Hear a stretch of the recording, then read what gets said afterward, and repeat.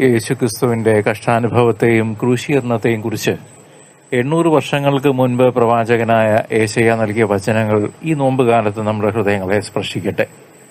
ഏശയ്യ 53:5. നമ്മുടെ അതിക്രമങ്ങൾക്ക് വേണ്ടി അവൻ മുറിവേൽപ്പിക്കപ്പെട്ടു, നമ്മുടെ പാപങ്ങൾക്ക് വേണ്ടി അവൻ തകർക്കപ്പെട്ടു എന്ന തിരുവചനമാണ് ഈ സന്ദർഭത്തിൽ ഏറ്റവും അർത്ഥവത്തായി നമ്മൾ ധ്യാനിക്കുക. പഴയ നിയമത്തിലെ ഈ പ്രവചനം നൂറ്റാണ്ടുകൾക്ക് ശേഷം കാൽവരി കുന്നിലെ കുരിശുമരണത്തിലൂടെ അക്ഷരം പ്രതി പൂർത്തിയാക്കപ്പെട്ടു എന്നത് ദൈവത്തിന്റെ രക്ഷാകര പദ്ധതിയുടെ നിഗൂഢത വെളിപ്പെടുത്തുന്നു. മിശിഹായുടെ സഹനങ്ങളെക്കുറിച്ചുള്ള ഈ മുൻകൂട്ടിയുള്ള അറിയിപ്പ് അവിടുത്തെ ദൈവപുത്രൻ എന്ന നിലയിലുള്ള ദൗത്യത്തിന് അടിവരയിടുന്നു. ലോകത്തിന്റെ പാപങ്ങൾ സ്വയം ഏറ്റെടുത്തുകൊണ്ട് ഒരു ബലിയാടായി മാറിയ ക്രിസ്തുവിന്റെ സ്നേഹം അത്ഭുതകരമാണ്. അവിടുത്തെ ഓരോ മുറിവുകളും മനുഷ്യകുലത്തോടുള്ള അനന്തമായ കരുണയുടെ അടയാളമായി നിലകൊള്ളുന്നു.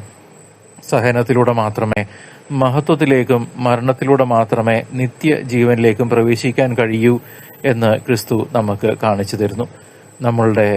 നാം ഇന്ന് സഹിച്ചുകൊണ്ടിരിക്കുന്ന ഓരോ വേദനയ്ക്കും കഷ്ടതയ്ക്കും അർത്ഥമുണ്ട് എന്നുള്ളത് തിരിച്ചറിയാം. ഈ വലിയ യാഗം നമ്മുടെ ജീവിതത്തിലെ പ്രതിസന്ധികളെയും വേദനകളെയും ദൈവഹിതത്തിന് മുൻപിൽ സമർപ്പിക്കാൻ നമ്മെ പ്രാപ്തനാക്കുന്നു.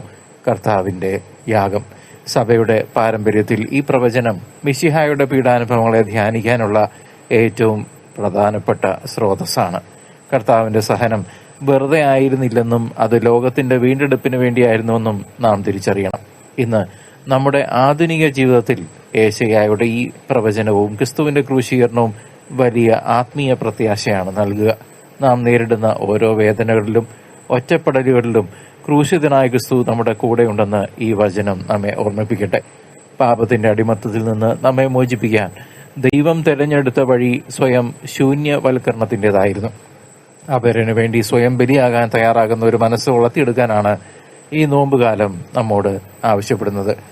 സ്നേഹിതനു വേണ്ടി ജീവൻ ബലി കൊടുക്കുന്നതിനേക്കാൾ വലിയ സ്നേഹമില്ലല്ലോ.